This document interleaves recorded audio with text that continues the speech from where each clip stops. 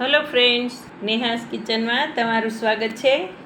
તો આજે હું એક એવી રેસીપી લાવી છું જે ગરમીમાં બનાવીને ખાઈ શકાય છે। તો ચાલો એની રેસીપી જોઈ લઈએ। તો અહીંયા મેં 1 લીટર દૂધ લીધેલું છે। દૂધ થોડું આંગળી સતપ જેવું ગરમ કરવાનું છે અને પછી લઈ લેવાનું છે। પછી એમાં ખાંડ દળેલી નાખવાની છે 3 ચમચી મિલ્ક પાવડર છે।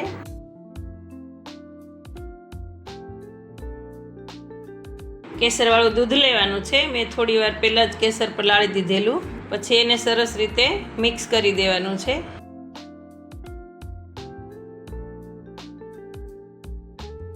પછી અહીંયા મેં સરસ પાકેલી 2 કેરી લીધેલી છે।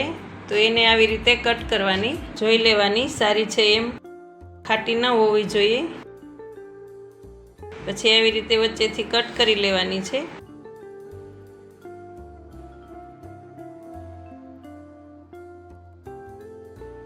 એના ટુકડા એક બાઉલમાં લઈ લેવાના। અત્યારે કેરીની સિઝન છે તો જે આપણે વાનગી બનાવવી હોય એ બનાવી શકાય છે। મેંગોથી બહુ બધી વાનગીઓ બને છે અને હેલ્ધી પણ હોય છે, બાળકોને બહુ ભાવે છે।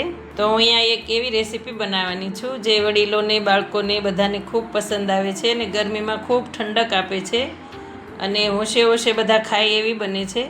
તો અહીંયા મેં એનો પલ્પ કાઢી લીધો છે મેંગોને કટ કરીને। પછી એ જે દૂધ મેં તૈયાર કરેલું એમાં એ પલ્પ બધો ઉમેરી દેવાનો છે અને એને સરસ રીતે મિક્સ કરી લેવાનું છે। પછી એમાં ડ્રાયફ્રૂટ્સ નાખવાના છે, કાજુ, પમ્પકિન સીડ્સ, બદામ અને પિસ્તા ઉપરથી આપણે ઉમેરવાના છે। આવી રીતે તમે જોઈ શકો છો બહુ સરસ બની છે।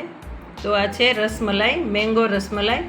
તો અત્યારે મેંગોની સિઝનમાં આને બનાવીને ખાઈ શકાય છે અને હવે હું 30 મિનિટ માટે ઠંડી થવા મૂકી દઈશ।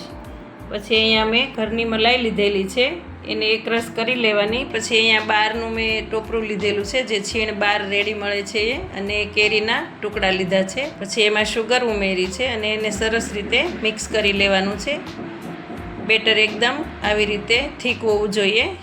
પછી અહીંયા મેં બ્રેડ લીધેલી છે, તમે જોઈ શકો છો આવી કોઈ કટોરી, કોઈ વાટકી હોય એનાથી એને કટ કરવાની છે રાઉન્ડ શેપમાં। આવી રીતે બધી કટ કરી લેવાની છે। પછી એને મેં બેટર ઓલું તૈયાર પેલું કરેલું છે મલાઈવાળું, એને ઉપર લગાવી લેવાનું છે આવી રીતે।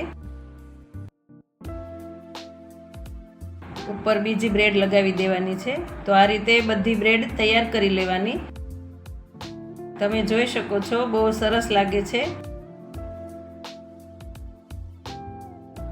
પછી આ રીતે એને સર્વ કરવાની છે।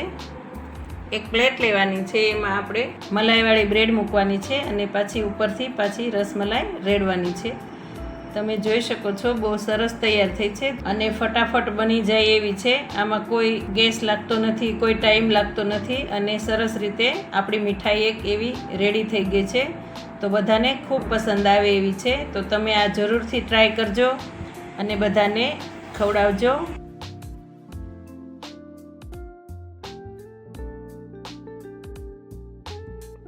મારા વિડીયો લાઈક, શેર અને સબસ્ક્રાઈબ કરજો, કમેન્ટ પણ કરજો જેથી મને ખબર પડે કે કેવી મારી રેસીપી બને છે। Thank you.